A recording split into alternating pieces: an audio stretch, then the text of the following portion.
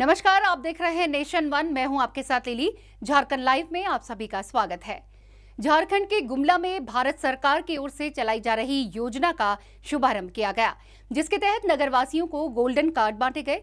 साथ ही इस योजना से होने वाले फायदों के बारे में बताया गया। इस योजना के तहत 40 लाख लोगों का गोल्डन कार्ड बन चुका है।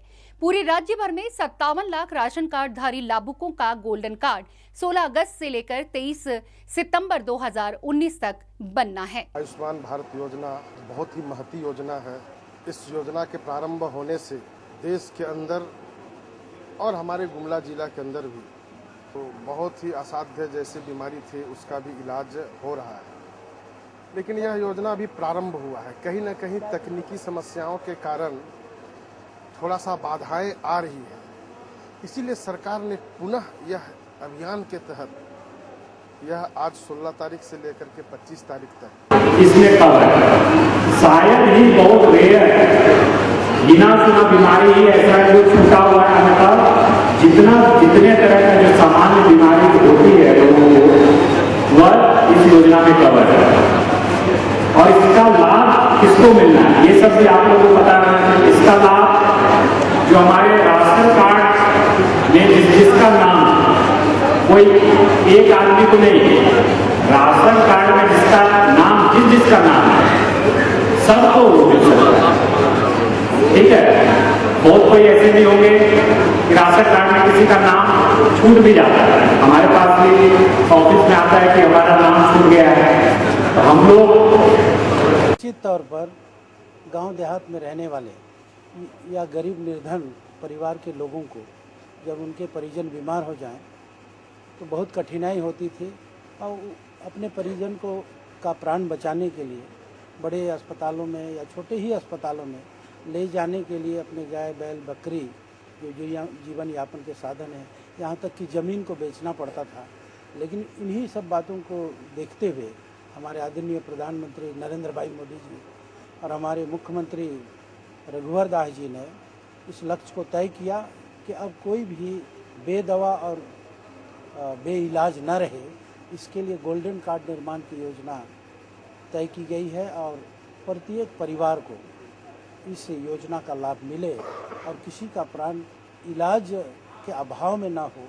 इसके लिए 5 लाख रुपये तक एक परिवार को साल में खर्च करने का लक्ष्य तय किया गया है। गुमला से अजित सोनी की रिपोर्ट। उधर झारखंड के लातेहार जिले के महुआ डांड में मुख्यमंत्री कृषि आशीर्वाद योजना को लेकर किसानों को लाभान्वित करने के लिए अंचल कार्यालय में सीओ जुल्फिकार अंसारी ने प्रखंड के मुखियाओं के साथ बैठक की।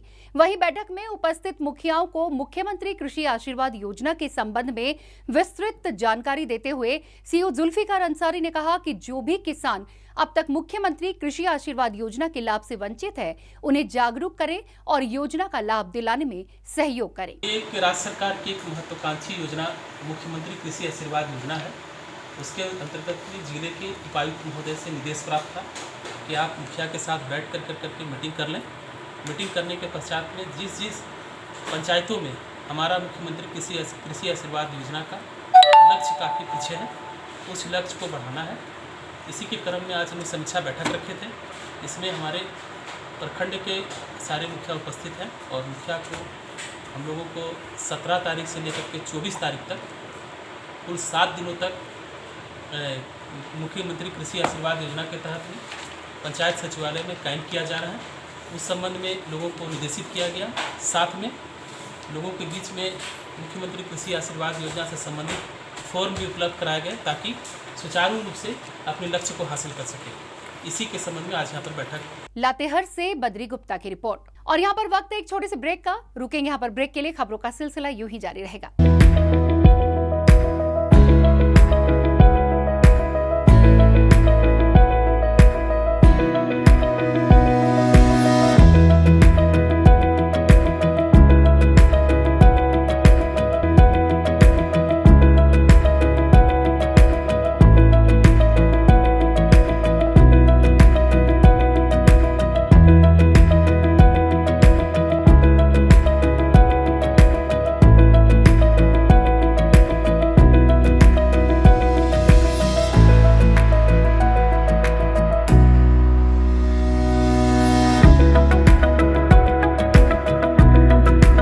संतोष तिवारी, पूर्व सहायक महासचिव ECR के यू की ओर से स्वतंत्रता दिवस, रक्षाबंधन, जन्माष्टमी के शुभ अवसर पर हार्दिक बधाई।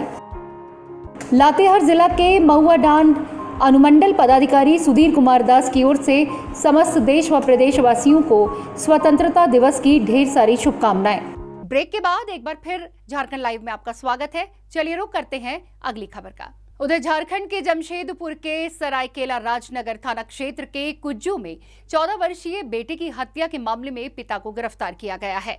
हत्या के मामले में पिता मुख्य आरोपी बताया जा रहा है। वहीं प्रेस कॉन्फ्रेंस के माध्यम से राजनगर थाना प्रभारी जितेंद्र कुमार सिंह ने बताया कि 40 दिनों के बाद हत्या के मामले का खुलासा हुआ है। वहीं पारिवारिक विवाद के कारण अपने 14 वर्षीय बेटे की हत्या की गई थी। पिता को गिरफ्तार कर जेल भेज दिया गया है और अन्य 2 आरोपियों की तलाश जारी है। 19 को 7:30 बजे करीबन यह अपने बेटा को पहली पत्नी और पहली पत्नी का बड़ा बेटा विकास मंडरी और अपने तीनों घर में घुस करके, वह दादा के घर में रहता था, दादा के घर में घुस करके और उसका पीछे हाथ करके बांधकर रस्सी से और मोटरसाइकिल से लेकर के बीच में बैठा लिया और पत्नी को वहीं छोड़ दिया जर्मनी में और भुरकुली पहाड़ी के पास ले जाकर के उसको रस्सी से हाथ बंधे हुए हालत में ज़मीन पर पटक कर और ऊपर से पत्थर से उसको जोर से सर में मारा, जिसके कारण उसकी मृत्यु हो गई। जमशेदपुर से शिवशंकर साहा की रिपोर्ट।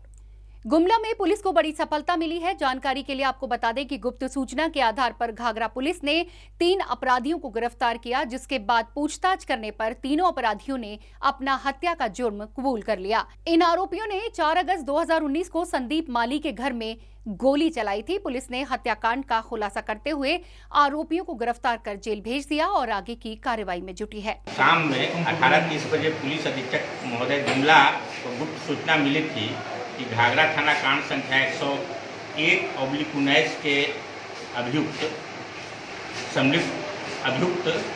कोई अन्य प्रिय घटना को अंजाम देने के लिए हथियार और गोली के साथ खम्बिया स्कूल के पास एकत्रित हुए हैं।